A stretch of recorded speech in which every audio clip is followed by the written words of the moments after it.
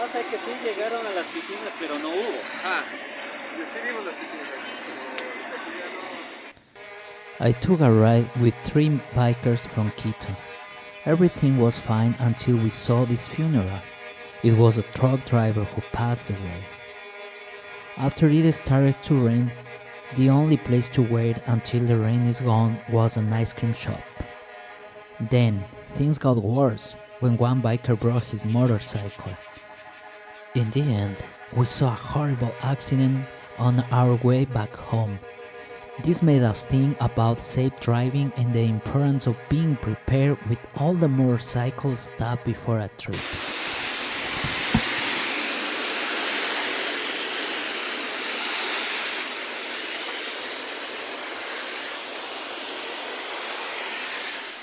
Estamos aquí en el medio del camino donde se le acaba de dañar la moto a Rajif. Ahí está un motero, adelante está otro. Vamos a cambiar la bujía, al parecer es eso.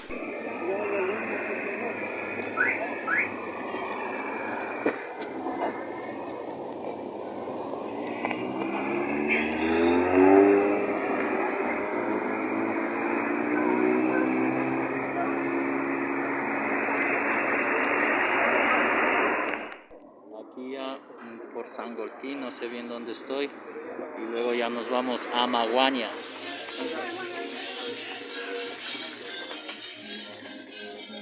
¿Qué dice Julio?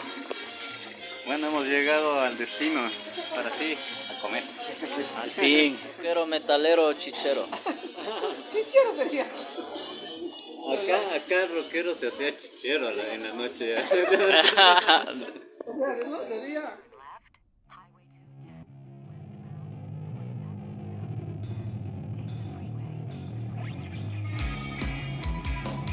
Day 1, Wednesday, September 8th. From Quito to Ambato, 158 kilometers, 2 hours and 30 minutes drive. In the morning, we packed everything at home: clothes, toiletries, camera accessories. We drew money from the bank, checked air pressure from the tires. It turned out one of the wheels had 2 nails in it. Then we visited Rahib's ensayadero to pick up his electric guitar. Among other things, he got the contact from Rahib's friend in Buenos Aires. Around 2 p.m., it started raining in Quito.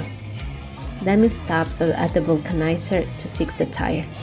He bought protection gear for his knees and elbows, motor oil, and a clutch replacement. It seemed it was not going to be possible to travel because of the rain. However, the rain stopped, and around 3:30, Dami started his journey to Ambato. He was supposed to get to Riobamba on day 1, but we changed the route because he traveled in the afternoon. Dami left Quito through the Occidental Avenue. There was a lot of traffic to leave Quito.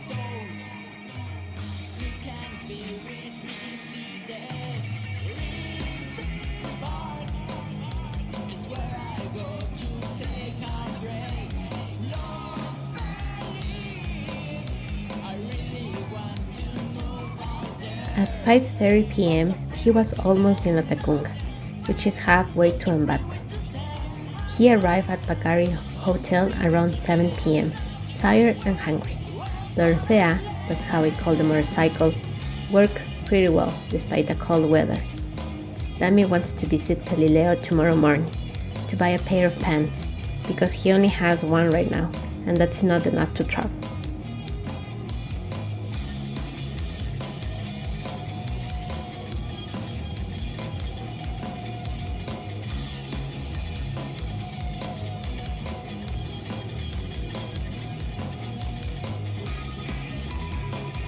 Day 2, Thursday, September 9, 2021. From Ambato to El Tambo, 267 kilometers, 6 hours and 30 minutes drive. Day 2. Dami had to recover the 2 hours lost from the day before, which means he had to drive 6 hours instead of 4. The original destination was Cuenca, an Axo motorcycle repair shop, to fix a minor incident with the old measuring system. Also, he wanted to visit Pelileo to buy a pair of pants, I had found a nice place for Dami to have breakfast. It was called Daniel's Restaurant. He ate there around 9:30 a.m. and left for Pelileo around 10:30 a.m. After buying a pair of pants, he departed to Cuenca. It was about a 6-hour drive. Dami made a stop around 1:30 p.m. and we briefly spoke on the phone. Then he continued driving. He ran out of battery at La Nariz del Diablo, so he made a stop there to eat and charge his phone at the restaurant. La Nariz del Diablo is a train station in the middle of Los Andes with a very nice view. After eating and taking a break, he continued his journey around 5 p.m.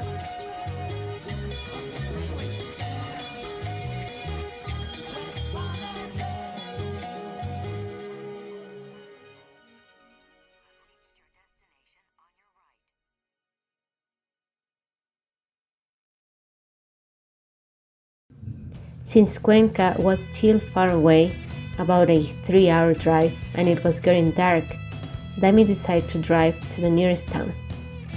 He arrived in El Tambo around 7 p.m. It's a little town in the Cañar province. The hotel there was called Chasti.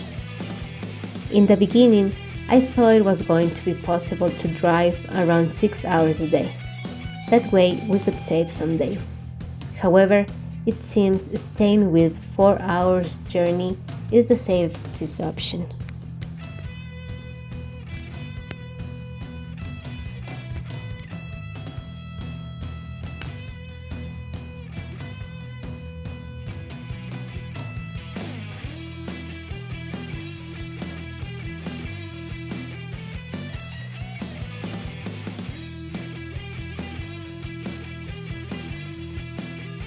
Day 3, Friday, September 10th, 2021. From El Tambo to Cuenca, 80 kilometers, 1 hour and 30 minutes drive. Day 3, Dami traveled from El Tambo to Cuenca. It was a short and smooth journey. He left around noon and arrived at the Chasqui Hotel in Cuenca. Since eating at restaurants was expensive and he didn't have a regular eating schedule, Dami decided to buy fruits and veggies to cook with that little alcohol stove. It was a very useful gadget his uncle George gave him. Dami visited some stores in Cuenca to buy food, alcohol, and other supplies to run the little stove. Later that day, he visited a local bar with live music, sang some covers with a karaoke machine, and made some American friends, who invited him to perform the next day. However, it was not going to be possible, because he had a tight schedule to accomplish and had to keep moving. Hola, saludos. La novedad de que intenté pasar a Perú, ya que este viaje era desde Quito hasta Argentina y no pude hacerlo, las fronteras están cerradas por la pandemia.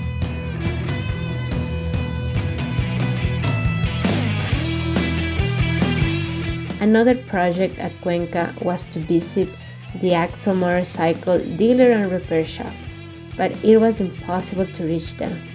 I was calling and texting them the day before and never got an answer. Dami went to their address, but the store was closed.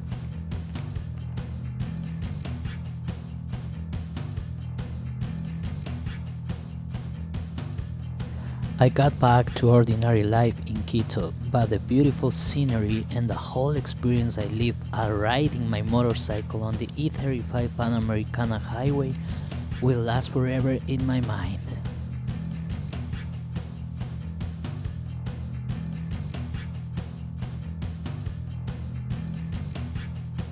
It's not the end yet. I have a lot more to show you about this trip, although without my bike.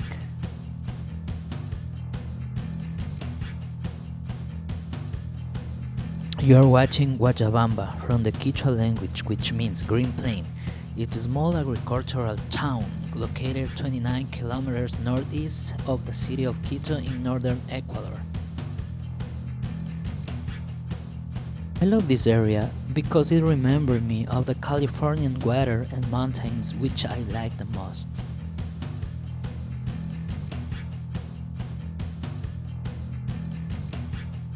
Riding my horse in the Middle Age, digging for gold to become the richest man.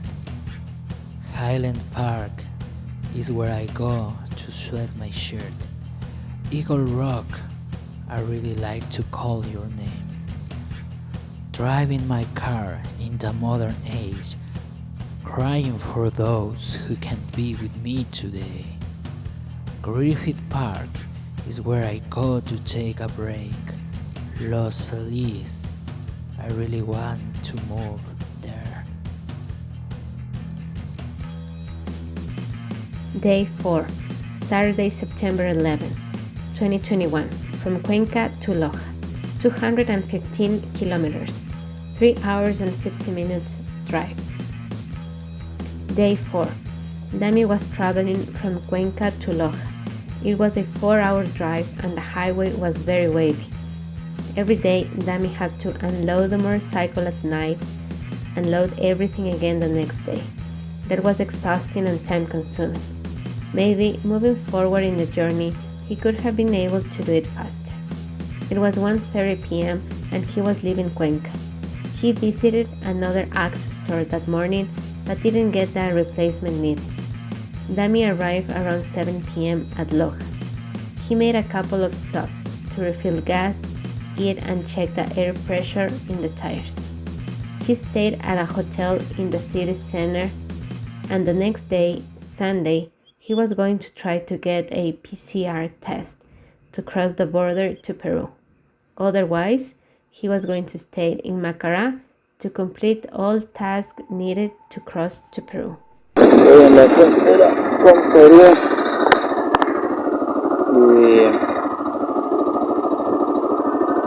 dice que no se puede pasar todavía hasta Perú y no se puede pasar, señoras y señores. Welcome to Perú. No se puede pasar. Usted es Luis Jiménez. Sí. En este carrito se ha viajado por toda la parte sur de Ecuador, dicen.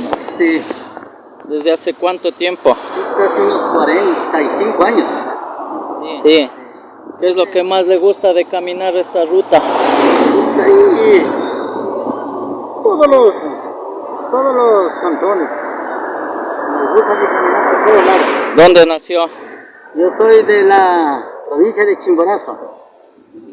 ¿Extraña Chimborazo? Está claro, de nuestra tierra sí, pero nuestro trabajo ya es la obligación salir a buscar el futuro para casa, pues. ¿Cómo era su nombre otra vez? Luis Jiménez. Luis Jiménez, un gusto, ¿no? Yo soy Damián, también ando viajando, pero en moto.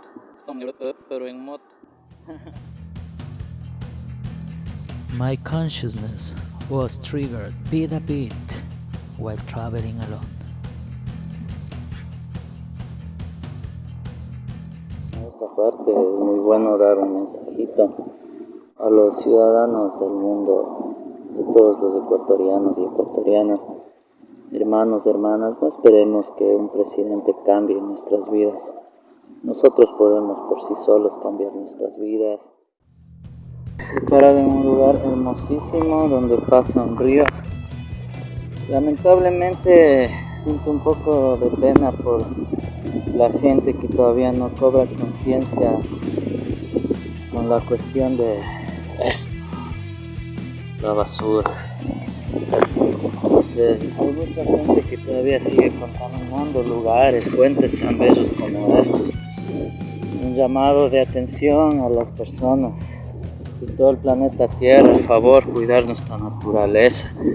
Si fuésemos más educados, tuviésemos mejores hábitos, no estaríamos ni siquiera encerrados, ni siquiera no hubiésemos sido afectados por un virus hecho en laboratorio, ni siquiera estaríamos con arresto domiciliario. Entonces, gente, por favor, ponerle atención al planeta Tierra, tratarle como debe. No bote la basura, siempre guardes en su bolsillo, en su mochila, y amen, quieran este planeta que es nuestra casa.